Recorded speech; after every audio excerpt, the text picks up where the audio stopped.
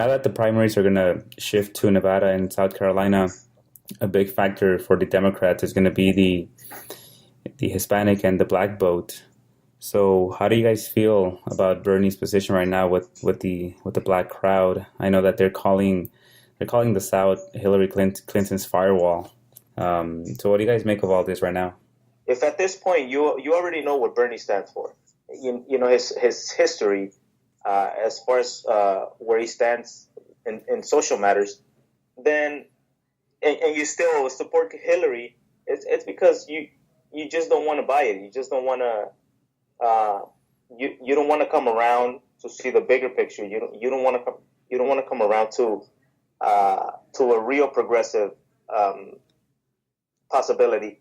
And I find myself thinking that that's a really sad commentary on what the black leaders of right now represent, because I have a hard time imagining that somebody like Martin Luther King would rather place his hopes behind somebody like Hillary than with Bernie. I mean, you can trace a straight line between or from somebody like Martin Luther King and his beliefs and those of Bernie Sanders. I mean, yeah, but you have to take into account the fact that the black leaders have been, to a certain extent, infiltrated, which means that they are no longer independent. They can no longer speak independently because there's so many interests that are pulling them in different directions, and it becomes this group dynamic where what they're saying is not necessarily what they believe. It's almost like they become mouthpieces for whatever establishment or whatever interests are pulling them in a specific direction. And that's why if you're trying to rationalize why African American leaders would still support Hillary Clinton, that's simple.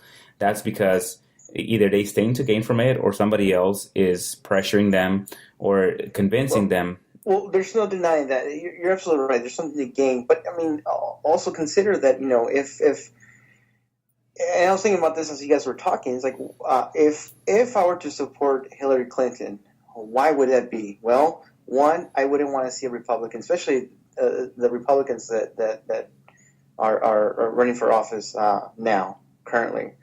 So you wouldn't want to see one of those guys, those Republicans, in office. And two, because there's a history, there's something to fall back, go back in time and say, oh, okay, look, the Clintons did this and blah blah blah. And three, it's like, of course, there's the whole the woman thing. That could be another reason, but it's also scary to vote for a candidate who's talking about revolution, who's talking about change, who's talking about like fast change. Like we need this change now. Yeah, but so out of fear, people have the tendency to not open or go through the doors where it's just completely dark. I don't know. And that's what Bernie, and that's what Hillary was trying. I think what she was trying to push. It's like, he's not experienced. Like, why do we want to start from 90% to 0 and stuff like that, which is rhetoric. It's false. Yeah. But I think, hold on though. So let me speak on that. To your first point, that they may want to vote for someone that's going to be able to beat the Republicans.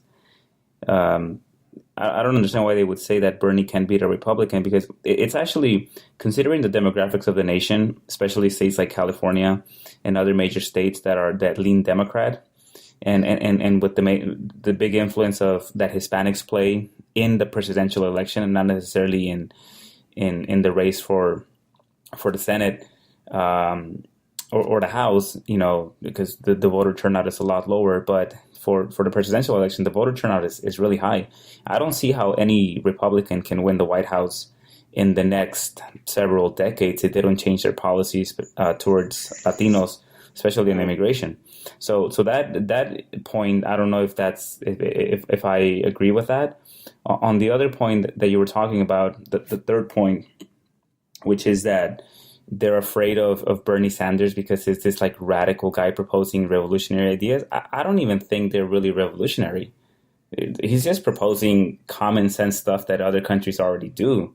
And, Right, and maybe but that's like the message that they want to send, that, oh, this guy's scary. Look, he wants to no, and give everyone free that is the stuff. message. That is the message that's sent. It's not. It's not that they're trying to. It has been sent from the beginning.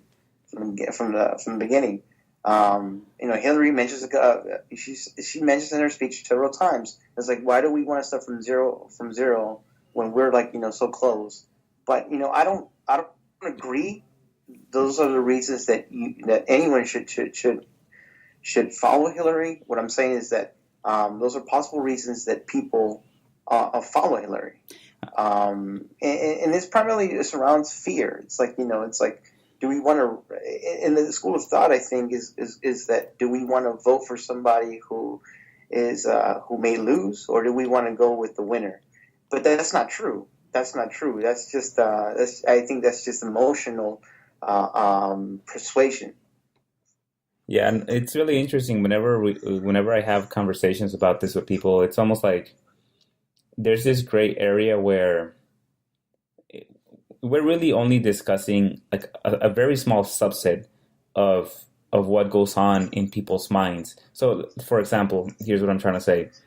Any rational individual that looks at these two candidates and actually does the research and looks at their record and looks at what they've done in the past, who's supporting them, who's backing them, and who has a better outlook for the nation, those individuals who think about it critically will vote for Bernie Sanders. So what's going to determine whether or not Bernie Sanders wins is not necessarily people who are able to think critically. Because if everyone was thinking like that, then nobody in their right mind would vote for any of the Republicans. And between Hillary and Clinton, they would go with Bernie Sanders because he's the one that's proposing the actual progressive things that make sense.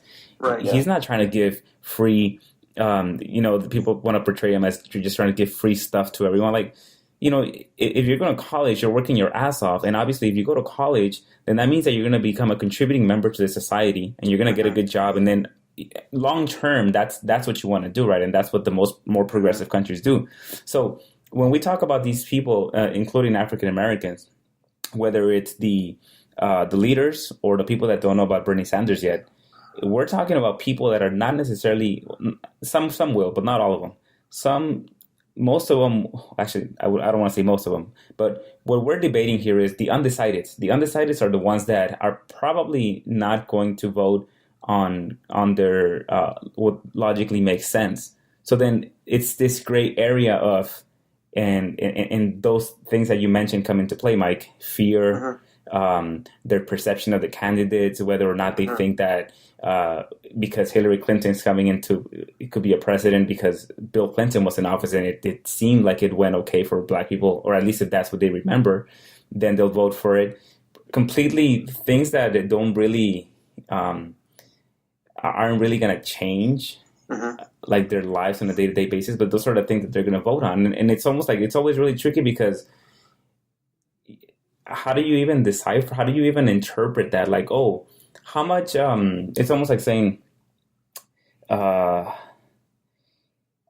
much inconsistency is this person able to have in their mind when they're going to vote for Hillary Clinton, or how many contradictions are they going to be able to juggle so that they can vote for Hillary Clinton? And that's almost what we're discussing here, because obviously, like I just said, if you think about it rationally, at least to me, the way I see it, I don't know if you guys agree with me.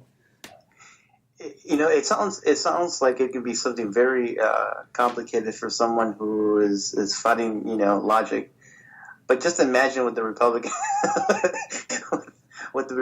followers must go through. But the Republicans are maybe a little simpler to explain because they get consumed by fear and they get consumed by hatred. So those are two raw emotions that you can understand. But I would argue that we're not, the Democrats' followers are not too far from that either. I don't know if that's what's driving them though. Like someone that's going to vote for Hillary Clinton. I've heard the people I've talked to. I mean, they've brought up the word socialist. They've brought examples like Cuba, and they're trying to accredit what they think they know into today's candidates, and specifically to Bernie Sanders. And that same fear that Hillary in her campaign has tried, and not only them, the media and also some of the Republicans have pushed, is lingering within those undecided voters and also in the Hillary followers. Now, with any election, you can almost say that 40% of the right now the vote can be split into 40%, 40%. I'm sorry, 47% and 47%. So we're just talking about a small fraction of people who could be persuaded either way. Because, you have your Bernie followers, and they're not going to change their minds either. And then you have your Clinton followers who are not going to change their mind either. Well, they're more likely to change their mind, though, the Clinton followers. And again, because I think people who are against the fence may, but there are diehard followers on both sides. They will not change their minds. Yeah, that's what I was saying earlier. Yeah, and those people, as much as logic be present in either side, it doesn't matter because they're going to stick to their guns. You know what they would say? They would say to someone like me. They would say, okay, well, if you want to actually approach this election logically, then what Bernie Sanders is proposing is wishful thinking. Yeah. Then it's not. He's not going to... And it's true. And exactly. He's not going to be able to accomplish any of those things, so why are you voting for him? And it's when you put it in those words, and I'm sure our listeners just heard that, you must think, how can anyone argue against that? I mean, if somebody's telling you that, well, if you're, like exactly what you said about logic and wishful thinking, but, our history, whenever we had these great moments in our history, because we've had a few of them, people that oppose the change were thinking the same way. Well, blacks can't be equal. That's wishful thinking. Yeah. Or biracial couples can get married. That's wishful thinking, and so on and so on.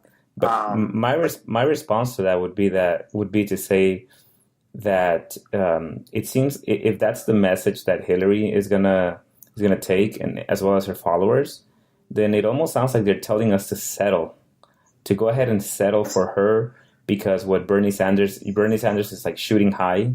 He's got true progressive ideas. Exactly. Yeah. But yeah. And they're not. But they're not too progressive. Okay, so in this country they are. Let's keep going with the logical argument. So now somebody comes to me and says, if you're such a logical person, then why are you voting for Sanders? Because he's too ideological and you're not going to be able to achieve anything. My response to it would be, well, let's go along this argument of logically speaking. If you have a son, you're not going to tell your son to be mediocre because there's just no way in hell that he's going to be a professional football player or a doctor. So why even try it? I mean, you would never use that argument with your kids. So it's almost like that's the same argument that they're trying to tell us. Don't vote for Bernie Sanders because it's wishful thinking. But you wouldn't make that same argument in other situations. So then the logical argument is still to vote for Bernie Sanders, the logical decision. Even though what he's proposing may not happen, right. If only a fraction of what he's proposing happens, then that's still better than continuing in the same path that Obama has had us in the last 8 years. And I'm glad you just said that, because I agree with that statement. I think Hillary would be 4 more years of President Obama. Exactly. And not that, and of course there's some people that argue that that President Obama is not as good as he's portrayed to be. But I think the bigger picture is not that we want 4 more years or 8 more years or 16 more years of the same old. What we want is the promise that Obama first gave to us in this country. That we want that change. So change doesn't just and like I mentioned last week, it doesn't become stagnant. Change progresses. It keeps moving. So right now, I believe that if Hillary gets elected, it's 4 more years of President Obama. And that's not what we voted for. We voted for that change. It's a small, minute step, but, we want another step. And I think, as you mentioned, if Bernie gets elected and he is only able to do very little, it still paves the way for change. So the next election, whether it's 4 years or 8 years, the next election, we have somebody who's fighting for more, who's fighting for the same on the same path. Right, and by the way, the reason why it would be 4 more years of Obama is because all you have to look at is their backers. Who's backing them right now, and who are they going to be beholden to when they get into office? One of the reasons why Obama couldn't really do anything, aside from the Republicans always blocking him, always blocking all of his initiatives, is because he was beholden to all of the interests that had supported him during his run to the presidency. And he immediately repaid them by giving them, or by rehiring or reassigning the same cabinet and the same members that Bush had assigned. So to me, that's the blueprint of what Hillary's gonna do. And to add to that as well is that we want it benefits everyone if we have more than just the traditional two-system party running for office. But at the very least, we want Republican philosophy to adapt and to change and to start becoming and to evolve, because it benefits all of us that if the Republicans start changing their arguments and start fighting for things that would seem equal, and for those established Democrats to start changing their perspective and start growing or developing a stronger backbone, because that's the Democratic Party needs. But the Republicans have a backbone. It's misguided. They only care about the interest of the powerful who control them, the corporations. Right, but what I'm saying is that if they don't get elected, they're going to have to change. Yeah. And if Bernie gets elected, again, it's going to send an even stronger message. One, the first message being that we're tired of the white, traditional Christian male always getting elected. But if Bernie gets elected, then it furthers our message that we're trying to progress as a country as a whole. Right. And if it would force the Republicans to get elected. To change their philosophy out of necessity. Yeah.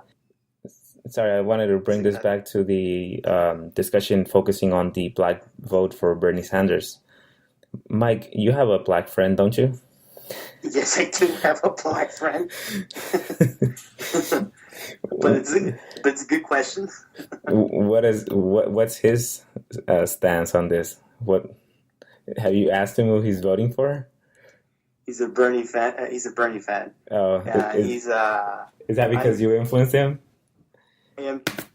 And by the way, I don't mean to call you out on having a black friend. It's just that. Just as a disclaimer, because what happened is we grew up in South Central, and over time the black people started moving out. So back in the day, we used to have a lot of black friends, and then all of a sudden it got overtaken by Mexicans. So now our access to black friends is very limited. So, I have that I can think of right now. I have three good friends that I can relax on and I can talk to about politics. Did you buy any? One is a little bit younger than I am. He's a Bernie fan. Now the other two are older. They're I believe friend is 62. Oh, that would be a good one to talk to. And Kurt is 50, about 55. Now it's interesting because when Obama was running, we often got in these heated discussions. Of course, during that time, or shortly after he was elected, we had the Proposition 8 here in California, which, if you voted yes, it didn't allow gay marriage to continue. Right. Kurt, who is 55 years old, disagreed. He believed in progress, but a limited progress. He believed in progress when it's convenient for him. Now, which is what everyone does. Al, and it's funny, Al actually thought differently. Now, the only difference I can think of, aside from the age, was that Al was not as religious as Kurt.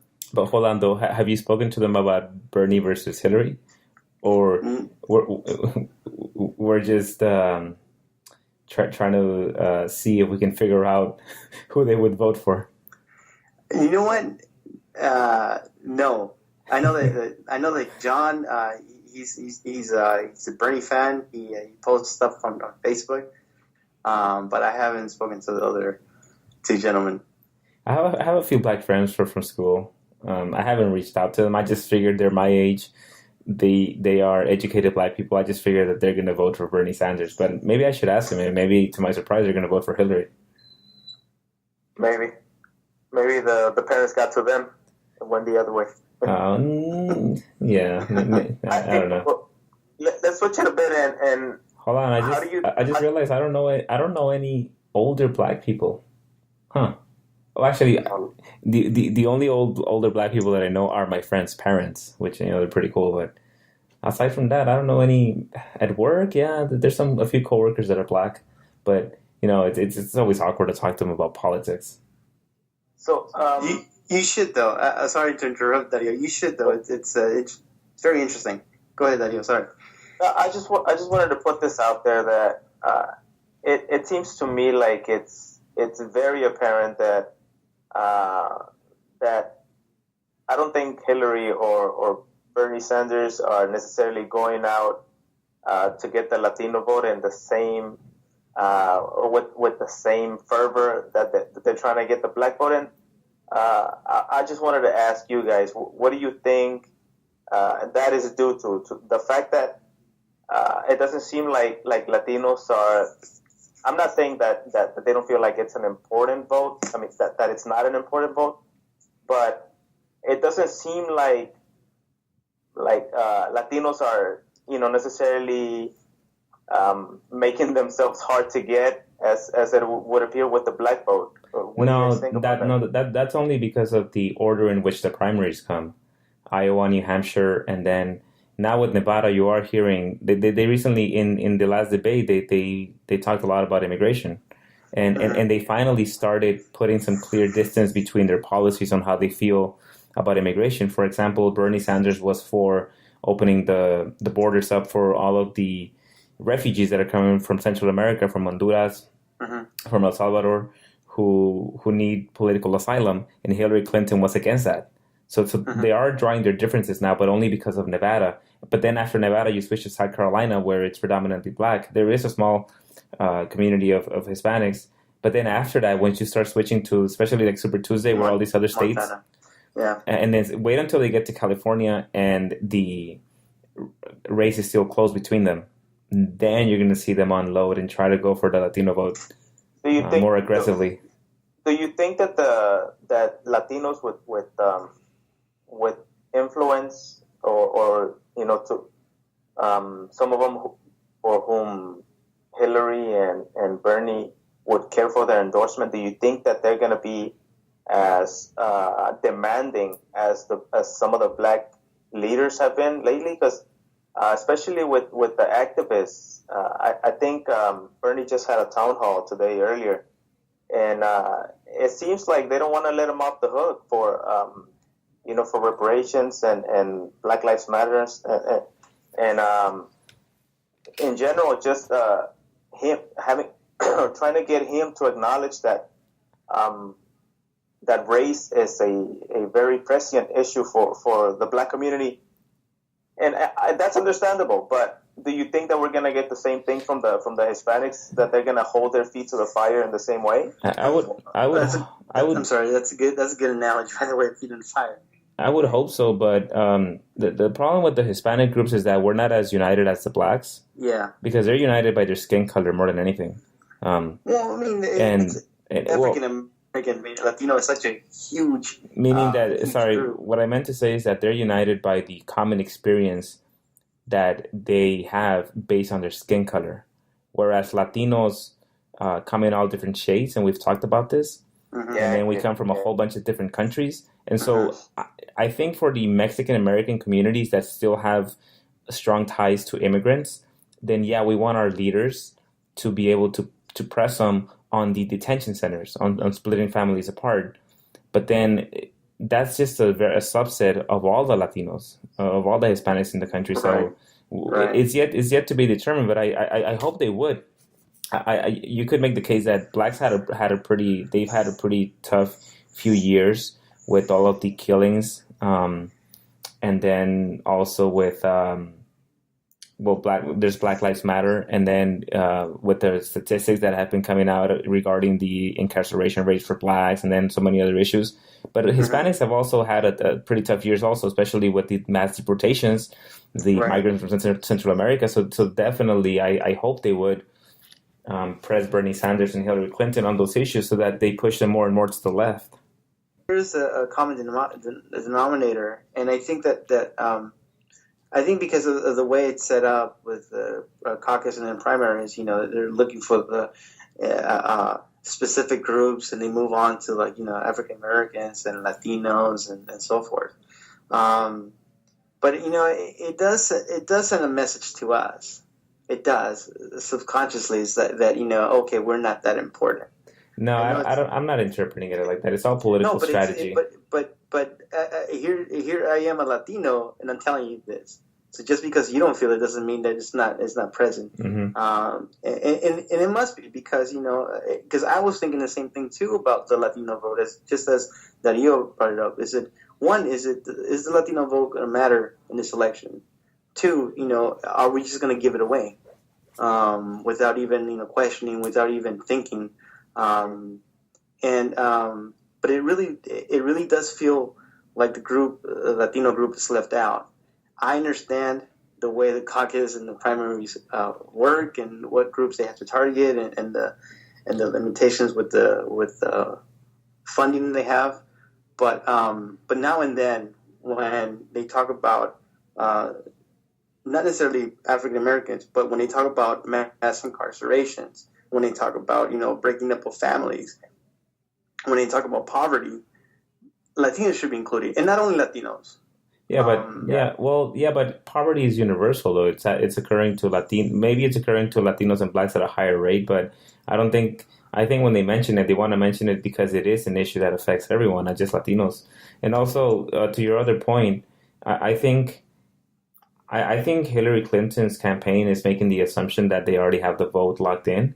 So whether or not the extent to which they debate Latino issues is going to depend on how much support Bernie Sanders is able to chip away, or the perception that he's chipping away at Hillary's support. Because then if she starts feeling like Bernie Sanders is taking away the Latino vote, or her perception of it, then they're going to start talking more about that. But as of now, I think she's the one that thinks that it's going to be automatically for her. They're calling it the Southern firewall, or I don't know if it's Western, or her firewall with blacks and Latinos. Right. Because by default, we're supposed to, at least the older generation is supposed, or us too in predominant numbers, are supposed to vote for her. Right. Now, if we think about the psychology of the human species and how we function, we don't like being losers. We like choosing winners. So, what you just said is that absolutely true. Is that she probably thinks that the vote is locked with African Americans and Latinos, and I think this is why we could talk about both. With that said, if she carries that attitude, and if that's projected in the media, and if that's projected within ourselves, within our own psyche, then we're more likely, as a group in general, of course, more likely to vote for the winner because of the attitude they carry, because we don't want to lose. Mm-hmm. With that said, I think you're right. But with that said, I think Bernie has to work double time to really chip away from those from that mentality, and really try to educate by being genuine and giving not only his philosophy behind the Black and Latino vote, but also Black and Latino community, but also what he's done. He has to really show. But and this is also, I agree with what Dario said earlier about Bernie. Really, should he be the one giving that message? And I think that his campaign should be doing that work, that leg work. I don't think he should be repeating himself over and over. Like, this is what I did, this is what I did. We know what you did. Yeah. But when you come talk to Nevada, which is a little bit different from the East Coast, maybe you could present that message again. But I really think that the legwork has to be done by his campaign. Yeah, we have some family in Nevada, and I reached out to one of my cousins to ask her. She's probably not even registered to vote. Well, it's funny because we're friends on Facebook, and I see her posts sometimes, and I'm sure she gets my posts too. But it's not like I message her all the time. I haven't talked to her in years, and she's younger. She's that age group that Hillary and Bernie are trying to go for, which is the young kids, but may or may not necessarily vote. How old is she? She's Jasmine. She's like 24, maybe 23, 24, maybe younger. 23 maybe. It's funny because I reached out to her on Facebook, but I didn't want to come on too strong at first. Mm-hmm. So I didn't want to say, "Hey, how's it going? Who are you voting for?" So you have to make small talk first before you get into the politics. So we've been exchanging messages back and forth. So I finally asked her if who she's going to support, Bernie. I was going to say Bernie, Hillary, Hillary or Bernie. She hasn't gotten back to me. I already the first question. Yes. The first question. Yes. Go ahead. I was going to say the first question that I asked her was that I was hoping she wasn't going to vote for Trump, which this is more joking around. I know she's not going to vote for Trump, but we'll see. I'm really curious to see who she's going to vote for. You're right. Maybe she hasn't looked at the issues. Maybe she has. But we'll see who she comes. And if she says Hillary, I'm going to see if I can change her and switch her over and flip her to become a Bernie Sanders supporter. And then I'll see what it took to do that if I'm able to do it. I think you just gave away your agenda. I think you should I think you should convince her to register to vote first. I don't think she's registered. Well, I mean, that'll be the first step, right? Right. Let's just hope that she replies to my message, because then what am I going to do? It'll be awkward. Do I give her a phone call? Do I get a little more aggressive? No. I think people turn off from that aggression. Exactly. Right? Yeah, exactly. So you have to give them their space. You have to take it easy. Wait 2-3 days before you send them a message again.